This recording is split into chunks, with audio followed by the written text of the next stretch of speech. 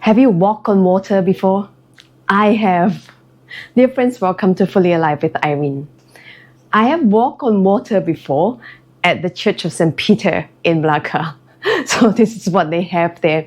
And as a typical tourist style person, when I visited there, they have a pond that that gives you an illusion that you're walking on water, just like Peter did. So typical me, just want to feel that. I took a great picture of it, which I couldn't find it now. I don't know where have I kept that now. And that memory was triggered actually by the scripture, the account of Jesus walking on water. And Peter asked, Lord, if that is you, call me to you and I'll walk on water. And I remember me being like, just reminding me of how my human mind works. Every time I read on that, I tend to focus on Peter's failure. He did not focus on Jesus, that's why he fell into the water. And Jesus rebuked him in that sense. And most of the time when I reflect on that, I kept asking myself, when did I take my eyes off Jesus? Am I doing that? Well, I fail, and I kept seeing things in the perspective of failure. However, when I read it this time, new grace came to me. And I was reading this commentary from this amazing Bible that I have over here, on that account.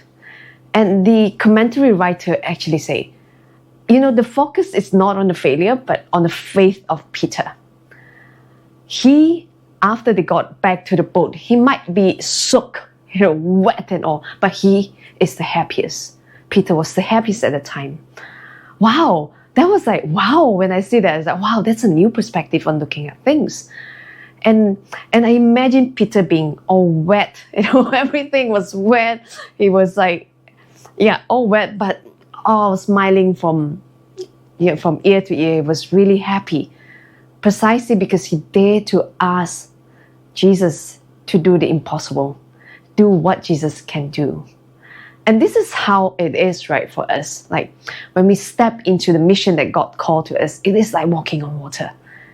And for me personally, many times I felt like I sank in, I fell into the water. I was looking at the waves and challenges come. I felt like, oh gosh, it's too difficult. And I felt like I sink into water.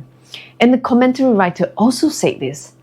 Many a times when Jesus said, "Men of little faith," it is a reality in our life.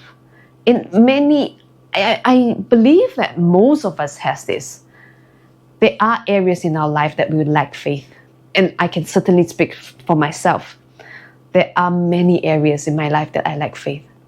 Even though I have stepped into that mission that God invited me to go, that direction that God invited me to go, I am lacking in faith in so many places.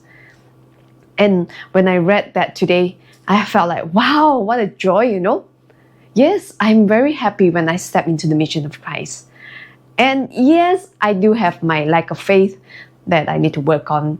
And what a joy that God called it out for me. He calls it out, hey, that point, that area, that is lacking in faith. It is like an invitation. Irene, it is time for you to expand that. Wow, I see that as an opportunity. What a joy now. What a joy to see that. And that change of perspective of seeing more of Peter's faith than his failure really changed my own outlook on the way that I look at my mission, on the way that I live my life on this journey.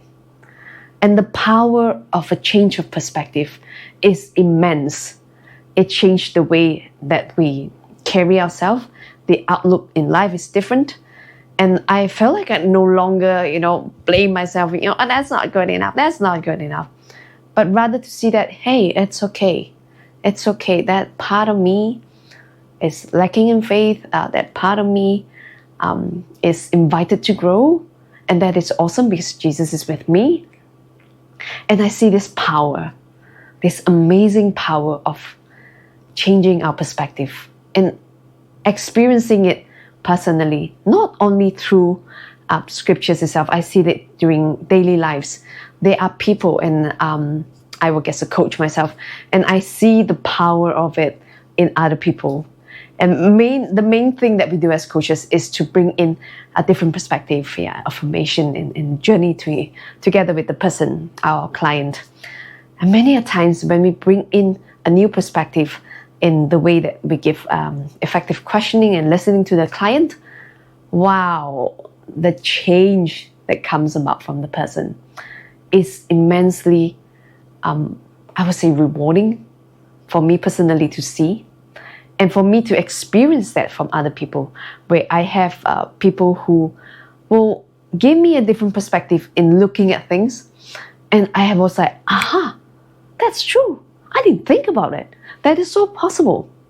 And suddenly things become like, the clouds goes away. It becomes brighter now. I can see clearly now. Yeah, that is the power of perspective. And dear friends, like when we step into our mission, step into our work and living our daily lives even, there are areas where we might feel stuck, like, oh, how do I get out of it?